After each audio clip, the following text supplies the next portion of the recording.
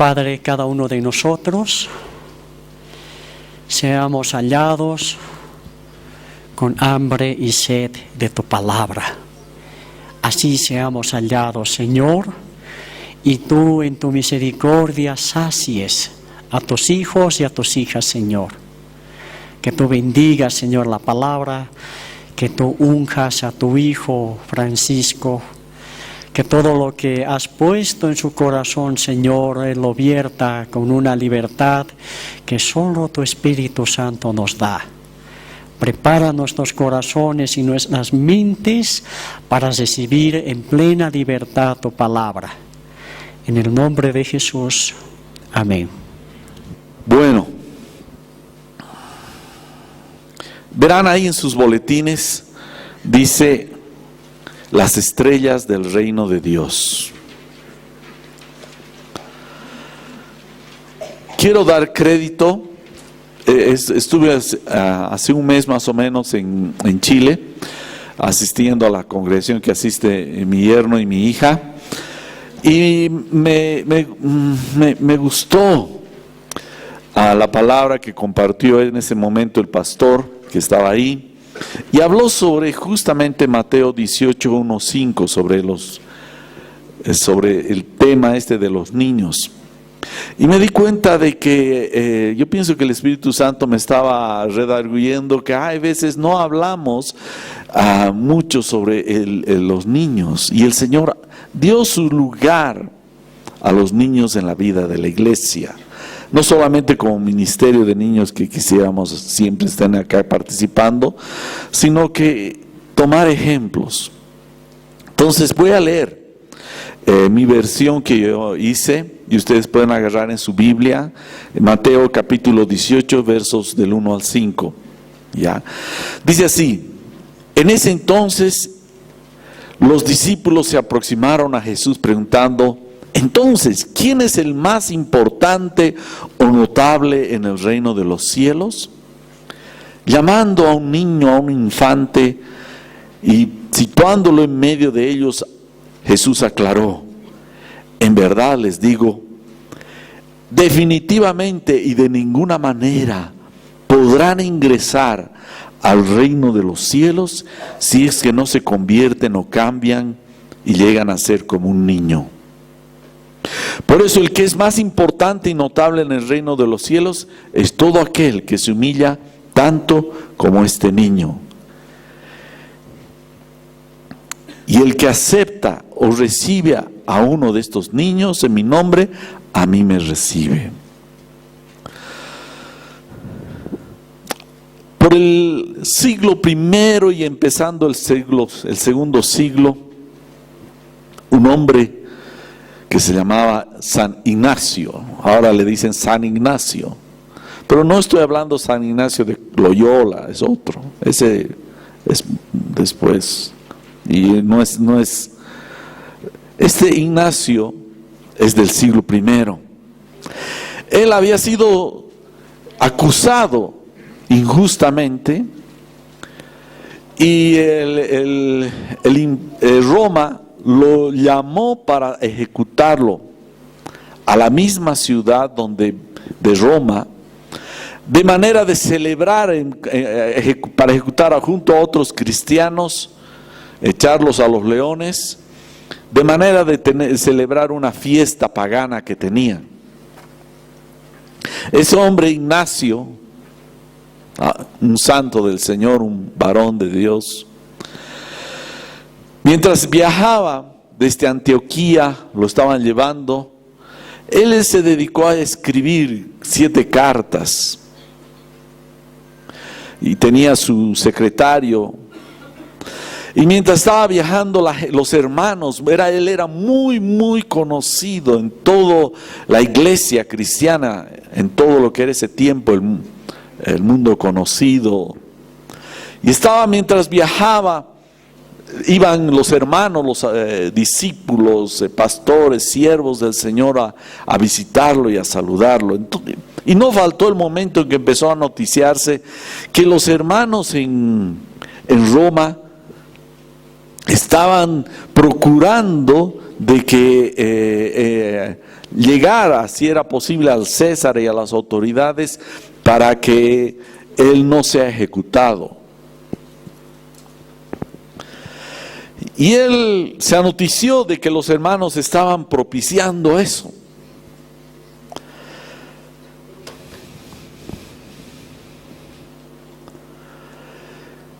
Este era un hombre de Dios. Dice que él, este plan que tenían los hermanos, no lo vio con buenos ojos.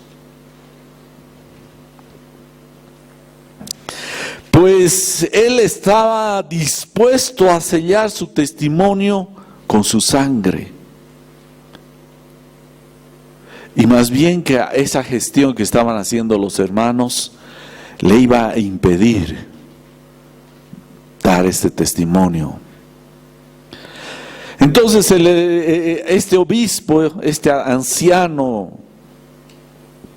escribe a los hermanos y les dice: temo que su bondad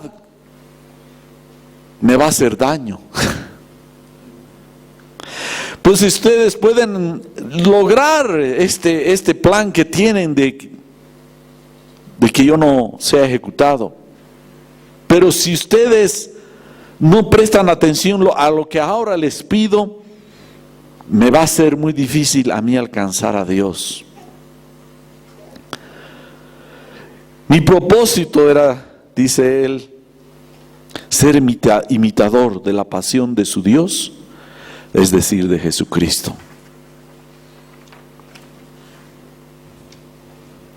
Ahora que enfrento el sacrificio supremo, es que empiezo a ser discípulo.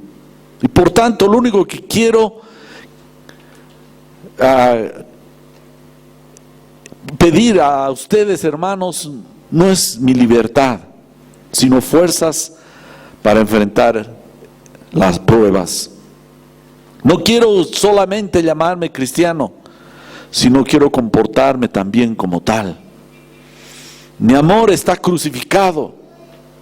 Ya ni siquiera me gusta la comida corruptible, sino que quiero el pan de Dios, que es la carne de Jesucristo, y su sangre quiero beber, que es bebida eterna.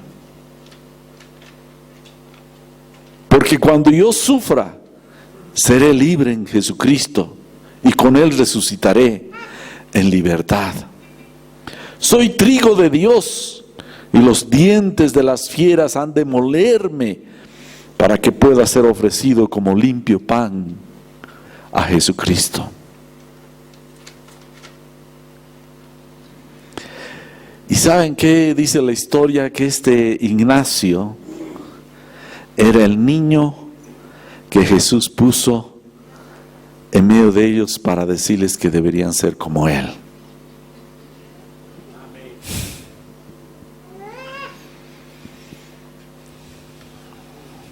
¿Cuántos de nosotros, si fuéramos a ser sacrificados, pediríamos más bien: no, hermanos, déjenme? De cierto nos duele, por ejemplo, lo que escuchamos, cómo son sacrificados cristianos alrededor del mundo, no solamente con ISIS, en la India y en muchos lugares están siendo ejecutados, quemadas las iglesias. Últimamente en Estados Unidos los que han muerto eran cristianos en esas iglesias. Ese que entró a ese instituto decía: ¿tú eres cristiano? Sí. Ok, en unos segundos lo vas a ver a Dios. ¡Pah! Le disparaba. Y los que no eran cristianos en ese momento negaban, salían. ¿Saben qué? No es lo peor el morir. Para un cristiano más bien es ganancia. Eso decía el Señor. Es ganancia. Mientras estamos siendo cristianos carnales, claro, pues queremos aferrarnos a esta vida. Pero si en el espíritu eres como este hombre, queremos vivir. Hay peores males en este mundo que el que los cristianos mueran. Más bien, los que los cristianos mueran es una gloria para Dios. Y saben, por ejemplo, les decía a los hermanos, ¿saben qué es peor que maten a un cristiano? Son esas leyes perversas que están saliendo en la humanidad. Eso va a destruir más al mundo. El que un cristiano muera es más bien semilla para más fruto. Pero esas leyes perversas del aborto, del homosexualismo, eso está destruyendo este mundo. Eso es peor. Pero no ese es el tema, hermanos. Quería hablar sobre esto de ser como un niño. Veremos en Mateo 18:1.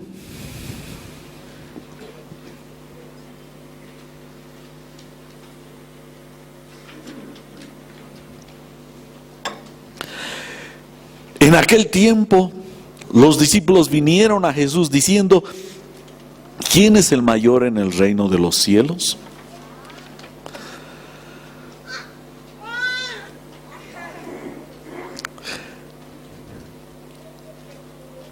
Ahora, sensiblemente, existe como en ese tiempo los apóstoles, los discípulos de Jesús querían saber quién era el más importante. Ahora también la iglesia muchas veces desean, muchos hermanos, títulos, cargos. Cuanto el nombre es más rimbombante, que eso queremos. Algunos se llaman reverendo, otro apóstol, o el profeta, el evangelista, el maestro. Y en otros lugares ajenos a nosotros quieren llamarse obispos, arzobispos, cardenales, papa, santo padre, sumo pontífice, vicario de Cristo. Estamos buscando nombres.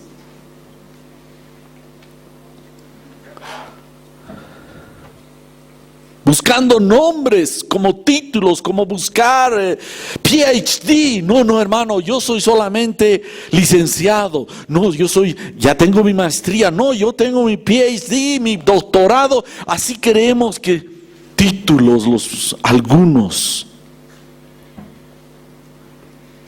están buscando títulos. Decía un hermano, un lindo hermano, hace muchos años que lo escuché, y decía: no hay gran siervo de Dios. Si es gran, no es siervo. Y si es siervo, no es gran. ¿Quiénes dicen amén? Amén. No hay gran siervo de Dios. Si es siervo, no es gran. Y si es gran, no es siervo.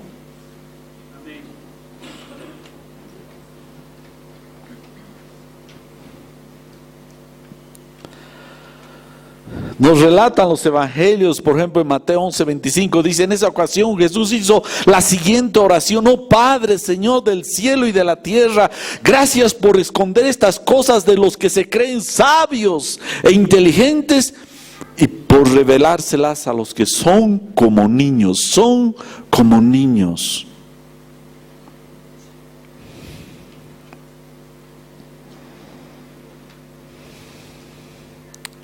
Pero para entrar un poco a los versos del 18, del 1 al 5, quiero brevemente es necesario un poquito que hagamos una recapitulación histórica de lo que nos relatan los evangelios. Vemos al principio, si vamos un poco rápidamente, voy a pasar algunos eventos. Vemos que Juan el Bautista, por ejemplo, envía a gente conocida a que pregunten a Jesús si él era verdaderamente el Mesías que iba a venir, que estaban esperando, pese que él había tenido revelación de Dios. Yo pienso que era un momento de mucha batalla en su vida. Iba a ser decapitado, dice, ya estaba preso, ya había sido decretado por Herodes que le iban a cortar la cabeza. Este hombre de Dios, el mayor de los profetas, tuvo un momento tal vez de debilidad, no lo sé, pero le mandó a preguntar a Jesús: ¿eres tú realmente el que estamos esperando? Y Jesús le dice: vayan y cuéntenle lo que están viendo, resucitando los muertos, sanando los enfermos, los ciegos veían, etcétera, etcétera. Estaba diciendo: no hay más, ¿qué más puedo hacer? Estaba haciendo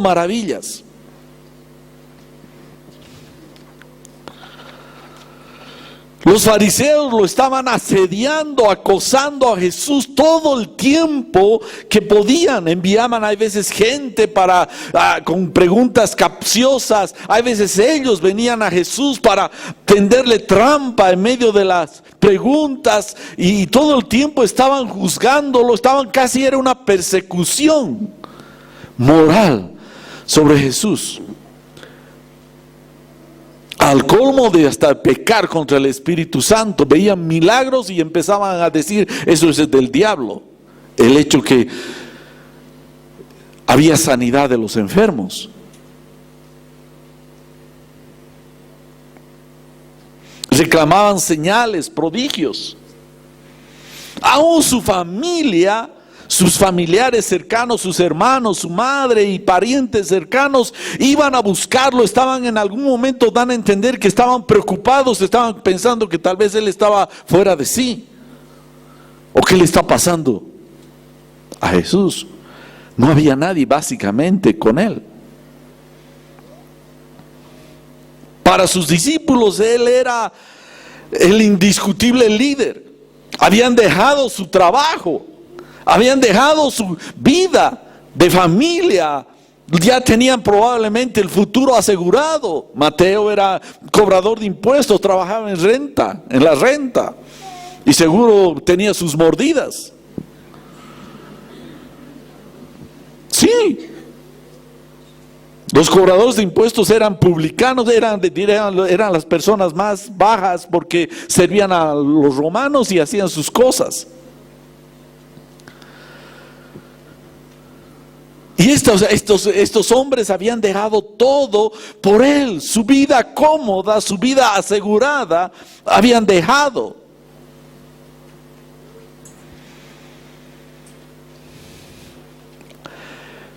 Pedro mismo hace una confesión de quién era Jesús. Él le dice, tú eres el Cristo, el Hijo del Dios viviente.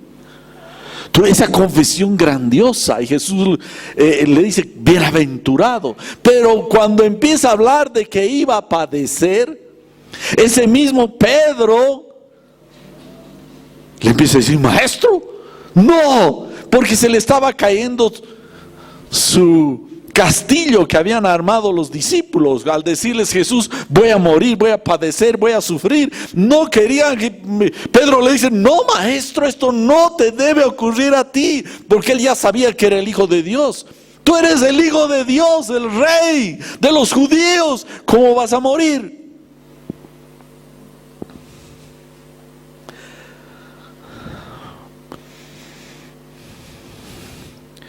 Jesús mismo lo tiene que parar y le dice, quítate delante de mí, Satanás, me eres tropiezo.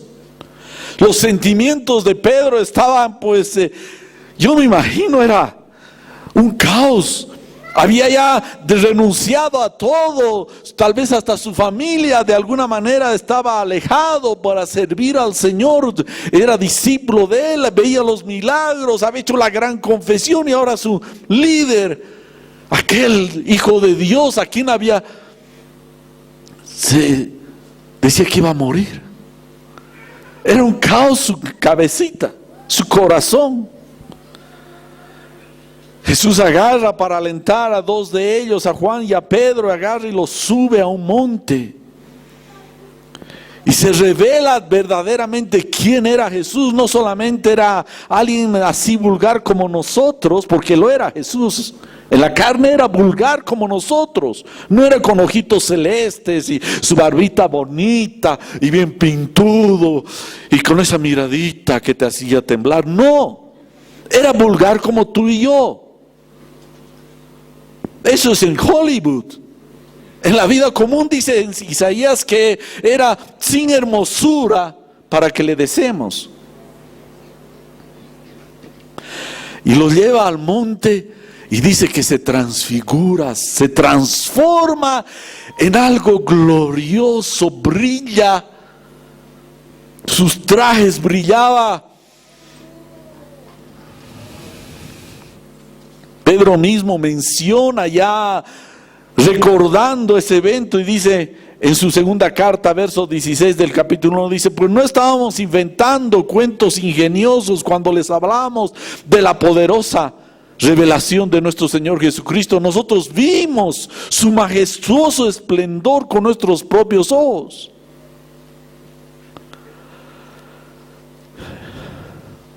Yo pienso que eso le alienta a Pedro y a Juan.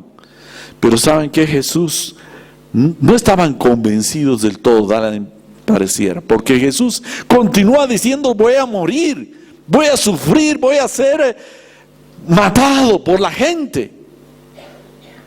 Cuando ya empezaron a aterrizar sobre esta verdad, nos relata Mateo en 17:23 y dice: ya empezaron a digerir lo que iba a pasar con el Señor.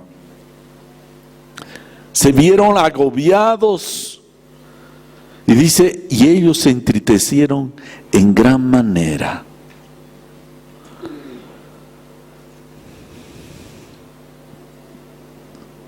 Ya comprendieron lo que verdaderamente le iba a pasar a Jesús.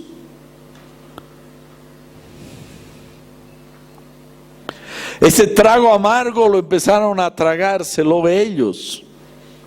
Me imagino que pasó un tiempo mientras estaban tal vez hasta casi deprimidos. Y empezaron ya después a cavilar. ¿Y ahora qué vamos a hacer? El Señor se va a morir. Él lo ha dicho y Él todo lo que dice se cumple. Y empezó a haber una pugna entre ellos. ¿Quién iba a tomar por lo menos algo del lugar de Él? ¿Quién iba a ser el capo? Dice que empezaron a discutir. Eso no lo relata Mateo, lo relata los otros evangelistas, Lucas y Marcos, que empezaron a discutir y no lo hacían delante del Señor. Seguro el Señor de repente estaba en algún otro lugar y entonces le dijo: no, pero que sea Pedro, no, sí Pedro, no, que sea Juan, ellos han visto, no. Y empezaron: no, haremos un voto democrático, un referéndum. Hermanos, la democracia ha nacido con Grecia en esos siglos, un poco antes. El imperio griego había dominado el mundo, así que conocían la democracia. Haremos voto, sí, el que saque simple mayoría. Y cada uno empezaba a sacar pecho: yo he hecho esto, yo he estado con el Señor en el monte, yo he estado con Jesús en esto, yo he caminado sobre el mar, ustedes no. Y Juan decía: no, yo me acuesto en el pecho del Señor, ninguno de ustedes lo hace. Él tiene confianza en mí. Querían que alguien, para continuar entre ellos, ¿cómo se iban a organizar?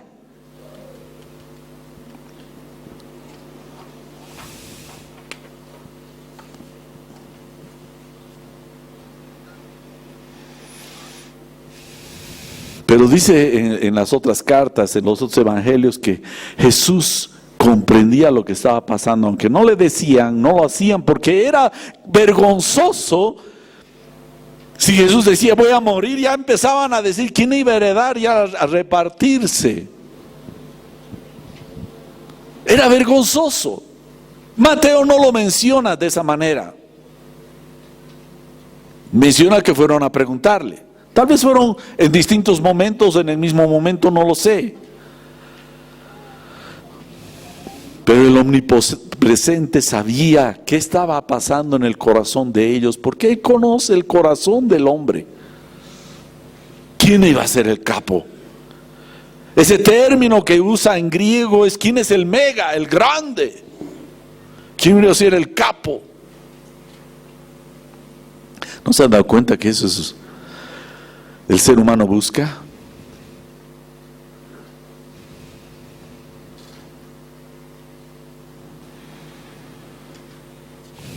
Y llamando Jesús a un niño, lo puso en medio de ellos.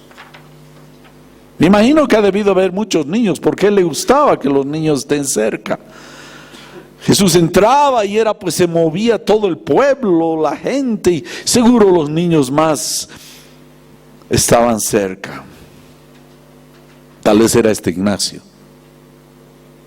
Para él, si es que es cierto, ha de ser impresionante. Él, un niño.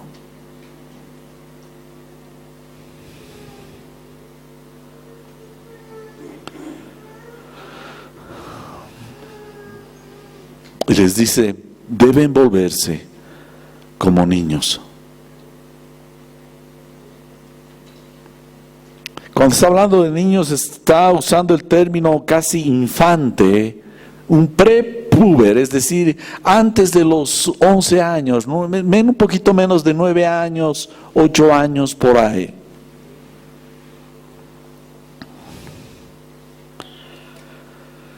Jesús no estaba diciendo tienen que ser guagualones. Tal vez algunos, aunque viejos, pero siguen siendo guagualones. No está diciendo eso, porque si vemos en 1 Corintios 14, 20, dice, hermanos, no sean niños en la manera de pensar. Más bien sean niños, afirma, en la malicia. Pero en la manera de pensar maduros. Es decir, lo que estaba diciendo el Señor al ponerlo a un niño, nos está dando un ejemplo muy práctico, muy didáctico, porque todos hemos sido niños. O hay alguien que ha nacido ya con canas, Todos hemos sido niños. Y además siempre tenemos a los niños cerca nuestro. Y si no los tenemos, algunos hasta más cerca, tienen hijos.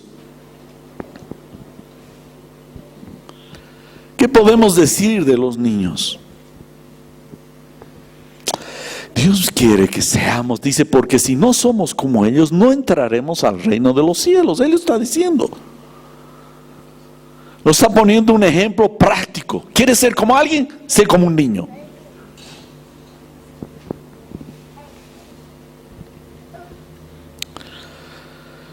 Un niño no da vueltas. ¿Cuántos de nosotros un día nos han contado del Papá Noel? Tal vez si éramos niños. Yo he sido de esos. Mi familia no era cristiana. Y yo soñaba con Papá Noel. Lo veía Papá Noel. Mi hermano me contaba. Teníamos un living donde teníamos una chimenea y me decía, va por la chimenea. Oh, yo de niño. Ahora, no es que el punto no es, lo que está Dios resaltando es que debemos ser crédulos a su palabra, no a lo que la gente cuenta y los cuentos que hay en la calle. No, está refiriéndose a las cosas del reino. Creer, soñar como un niño. Tú a un niño le llevas a ver el hombre araña y le compras su traje, hasta se duerme con su traje. ¿Sí o no? Se duerme con su traje. No quiere sacarse su traje. Se siente el hombre araña. Hace, ¿no? ¿Han visto? Lo que está diciendo Dios es que con las cosas que Él relata en su palabra, asimilemos de esa manera. Que a veces nos creemos cualquier tontera, pero a las cosas de Dios, ¿será? ¿Por qué Dios?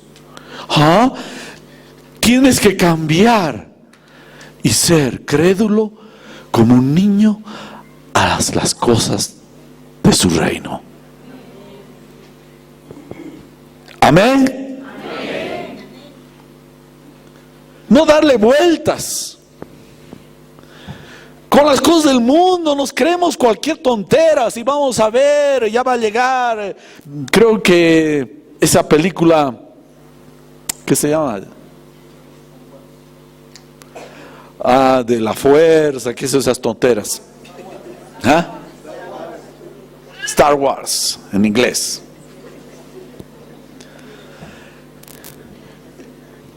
Y vamos y no las creemos, creo.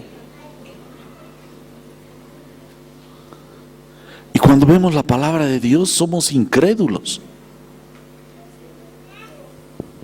Dios quiere que seamos crédulos a su palabra. Eso es lo que está diciendo, hermano. Si no te entra esto, tal vez estás en el borde, pero no has entrado al reino de los cielos. El niño es inocente, sin malicia.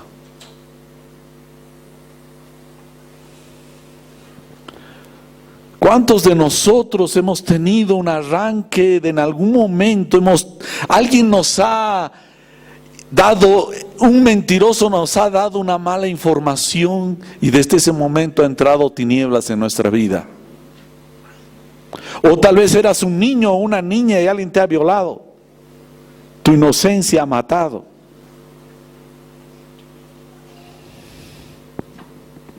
Dios quiere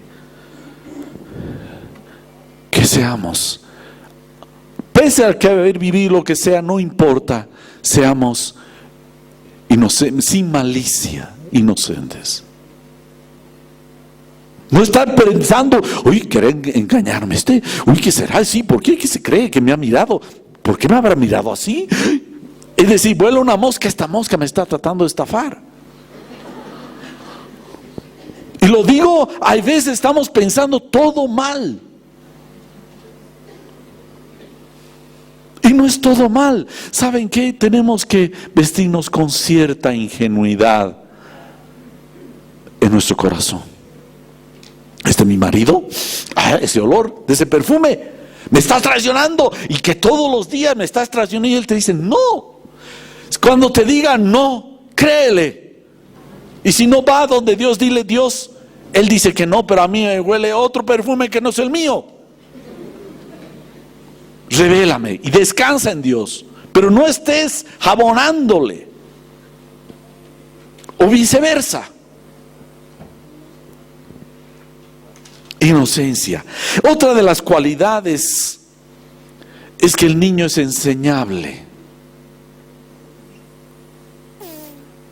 Si tú le abres el Salmo 119, ese salmista es un niño para la palabra de Dios. Oh, cuán preciosas son tus palabras, Señor.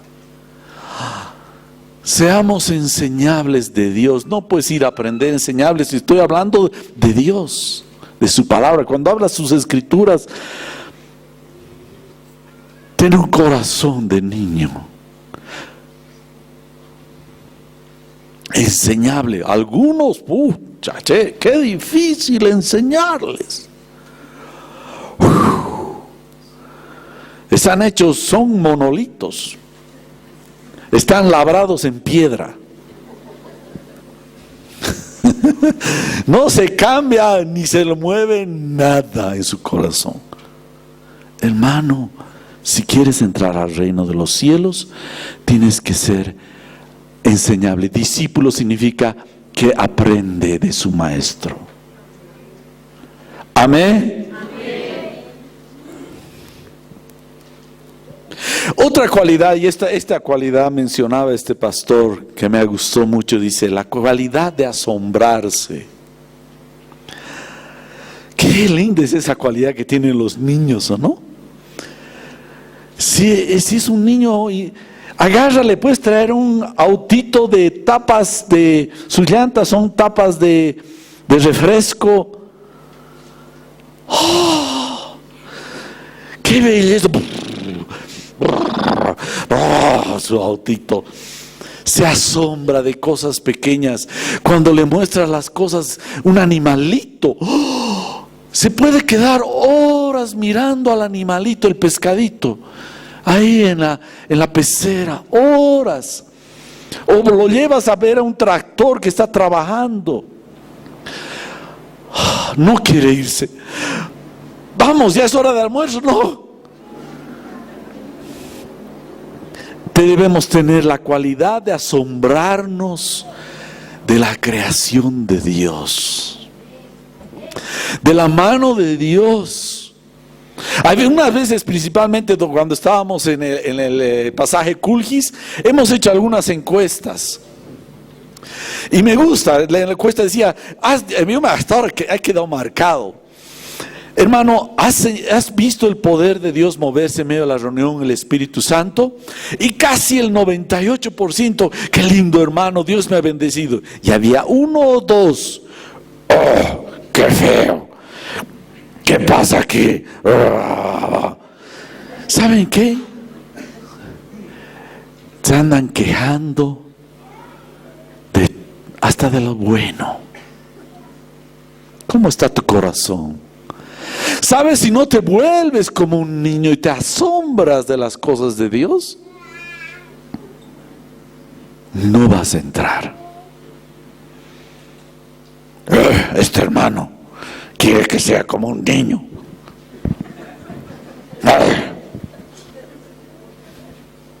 Sí, hermano, no soy yo el que quiere, Dios te dice. Debemos tener una ingenuidad relativa en cuanto a los hombres y total en cuanto a Dios. Total. Debemos depender de Dios absolutamente. Los niños agarran, yo he visto, y le dices a tu hijo, lánzate, te voy a agarrar.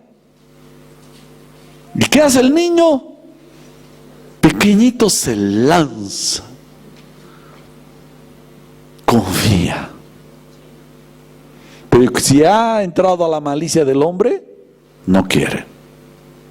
Pero si ha mantenido su corazón de niño, confía. Depende.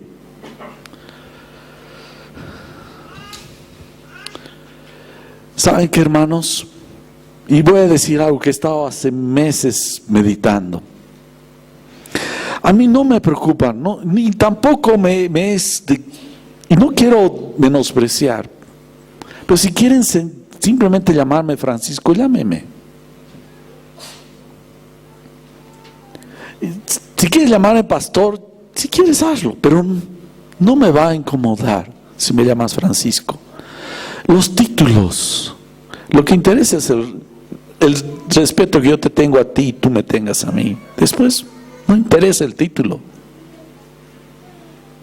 Porque yo veo que en la iglesia nos estamos moviendo a veces los títulos, ¿no? Aquel es el apóstol, ¿no? Así, letras con luces.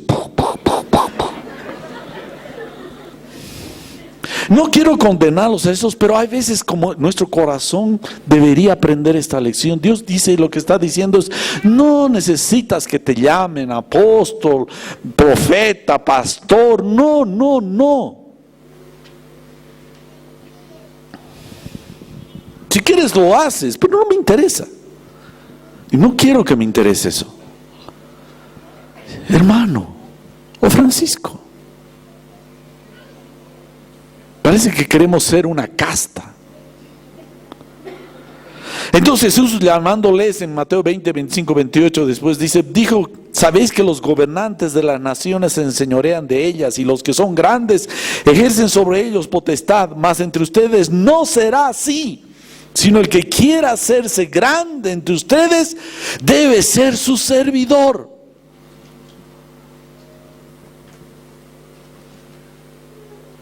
Alguna vez necesitamos ayuda como los hermanos, David, todos necesitamos ayuda de los hermanos.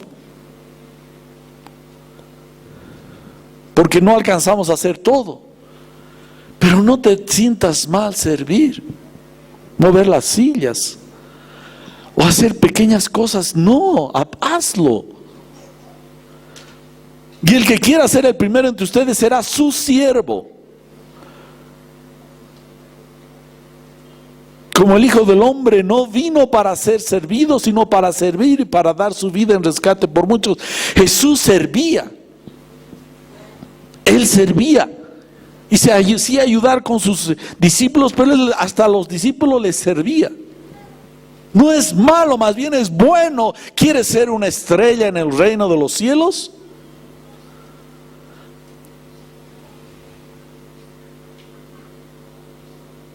Sirve. Empieza atrás. El hecho de que estés sirviendo ahí como mujer, hermano, más bien estás siendo de honra delante de Dios. Sirve.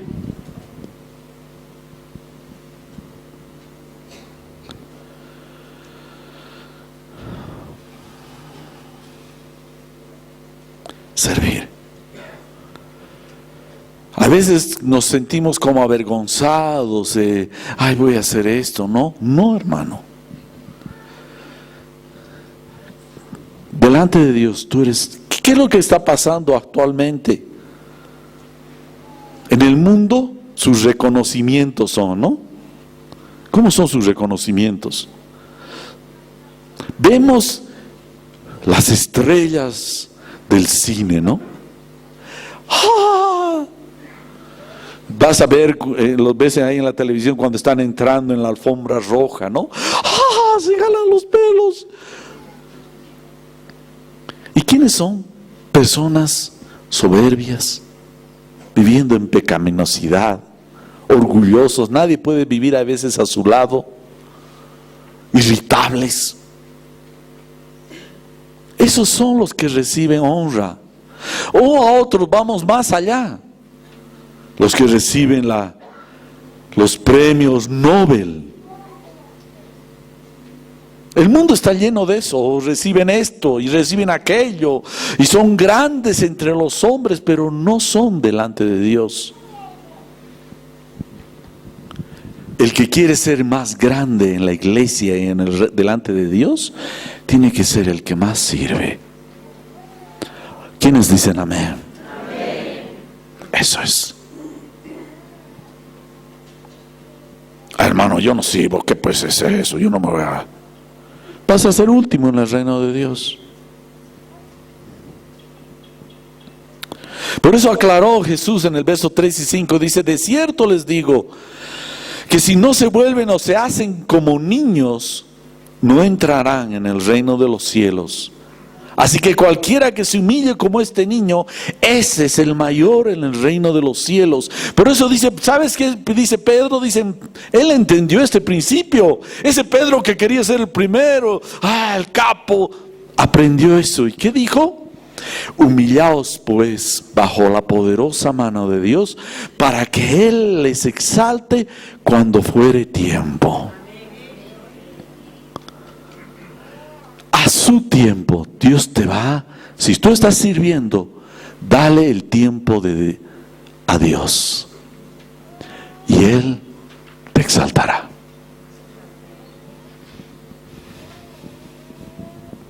Él te exaltará. Eso es fe. Eso es fe. Los que quieren llevarse el premio en este momento, hay muchos, pero los que tienen fe esperan el tiempo de Dios.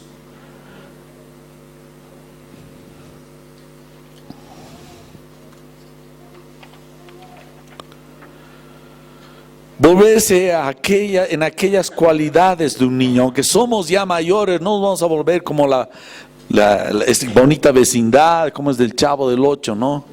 Ponernos pantalones cortos, o no, nuestro gorrito, qué sé yo, que empezar a hacer. No, sino tener un corazón ingenuo, inocente, crédulo en todas estas cosas a Dios.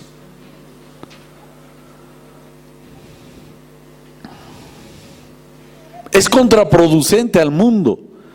El mundo está yendo en otro sentido. Ellos están buscando gloria, poder. Todos quisieran ser, aunque sea soy el portero, pero soy el portero, ¿ya? A mí no me van a humillar. Nunca de rodillas, siempre de pie.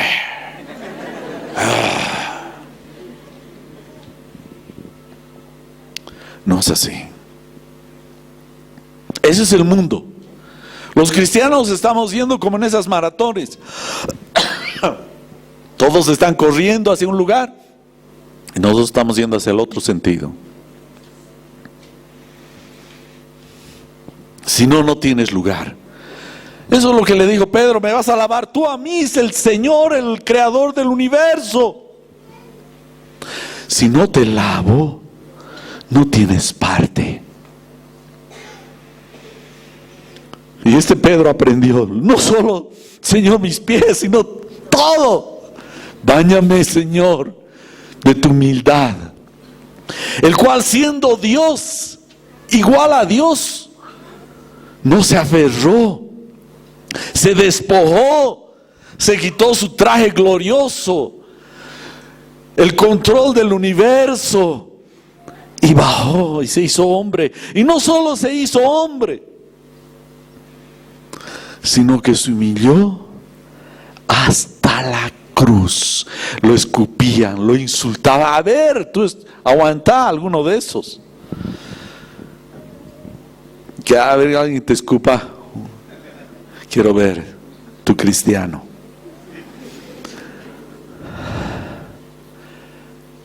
Profetiza. ¿Quién te ha golpeado?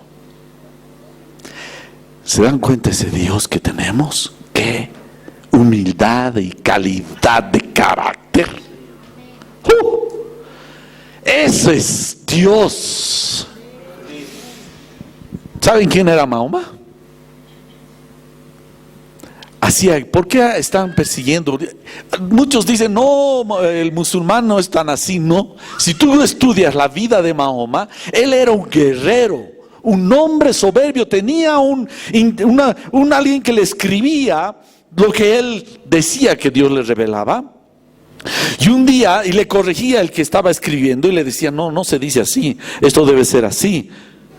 Hasta que un día que escribía le dijo a Mahoma, si tú fueras de Dios, yo no te estaría corrigiendo. Así que tú no eres profeta. Agarró y lo dejó a Mahoma. Y se fue este hombre a vivir, creo que a la ciudad de Medina. Y Mahoma fue con sus ejércitos, iba con ejército, escuchen, con su ejército, y les regalaba, mientras iban conquistando los pueblos, les repartía las cosas que a su ejército. Llegó a Medina, tomó Medina, y ¿saben qué hizo? Lo agarró a este hombre y lo mató. Escojan cuál Dios quieren ustedes.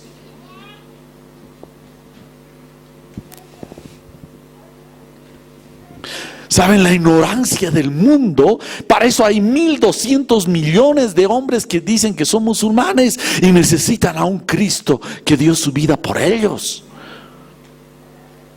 Humillan a la mujer peor que una alfombra.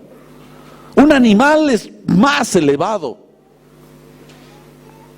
No pueden ni manejar carros, no pueden estudiar.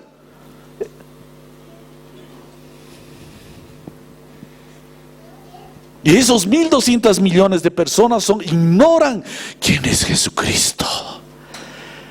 ¿Se dan cuenta la gloria? No hay comparación, no hay comparación en el Dios en quien creemos. No hay.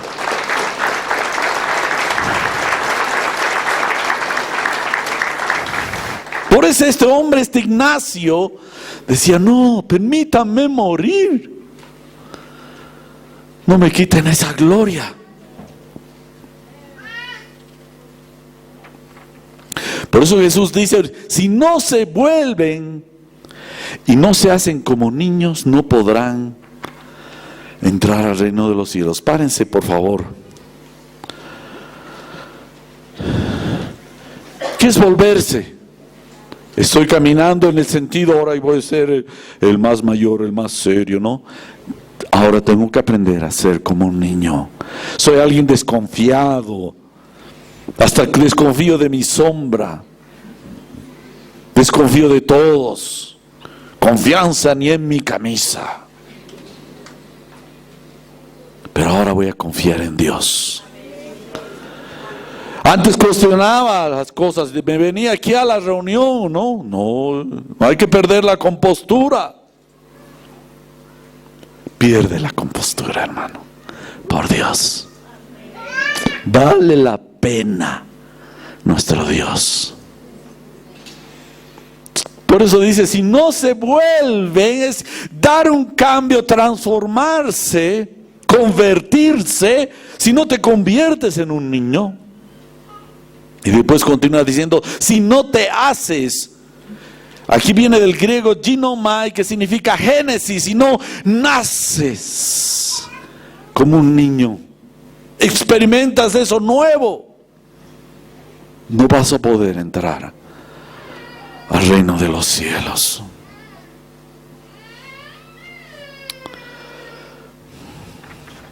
Amén. No sé si me pueden acompañar los músicos. Vamos a orar.